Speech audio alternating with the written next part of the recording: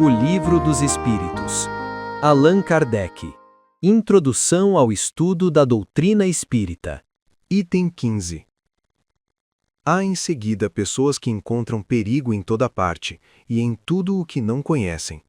Assim, não deixam de tirar consequência desfavorável porque certas pessoas, ao se entregarem a estes estudos, perderam a razão. Como podem os homens sensatos ver neste fato uma objeção séria?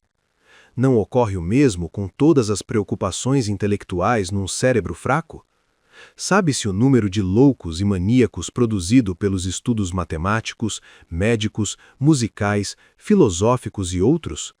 É necessário, por isso, banir estes estudos? O que isso prova?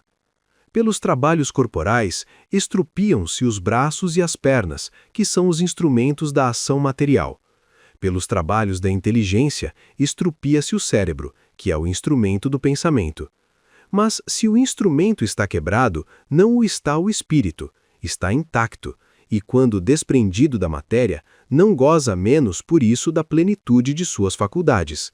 É em seu gênero, como homem, um mártir do trabalho. Todas as grandes preocupações do espírito podem ocasionar a loucura. As ciências, as artes, a própria religião fornecem seu contingente. A loucura tem por causa, primeira, uma predisposição orgânica do cérebro, que o torna mais ou menos acessível a certas impressões. Havendo uma predisposição à loucura, ela tomará o caráter da preocupação principal, que se torna então uma ideia fixa. Essa ideia fixa poderá ser a dos espíritos naquele que se ocupou deles, como poderá ser a de Deus, dos anjos, do diabo, da fortuna, do poder, de uma arte, de uma ciência, da maternidade, de um sistema político ou social. É provável que o louco religioso se tivesse tornado um louco espírita, se o espiritismo tivesse sido sua preocupação dominante, como o louco espírita o teria sido sob outra forma, segundo as circunstâncias. Digo, portanto, que o espiritismo não tem qualquer privilégio em relação a isso. Vou até mais longe. Digo que, bem compreendido, ele é um preservativo contra a loucura.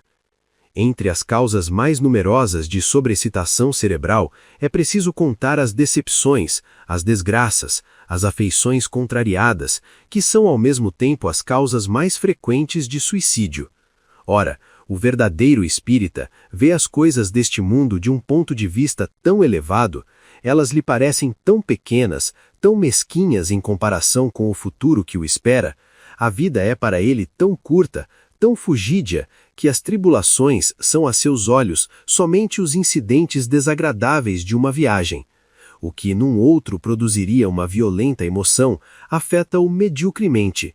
Ele sabe, aliás, que os desgostos da vida são provas que servem para seu avanço se a sofrer sem murmurar, porque será recompensado segundo a coragem com a qual as tiver suportado. Suas convicções lhe dão assim uma resignação que o preserva do desespero e, por conseguinte, de uma causa incessante de loucura e de suicídio.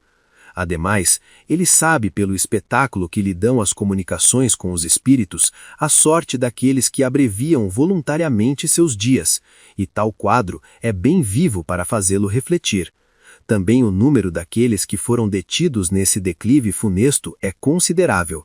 Esse é um dos resultados do espiritismo.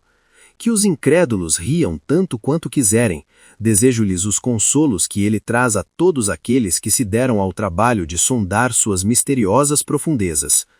No número das causas de loucura, é ainda preciso incluir o medo, e o medo do diabo desarranjou mais de um cérebro.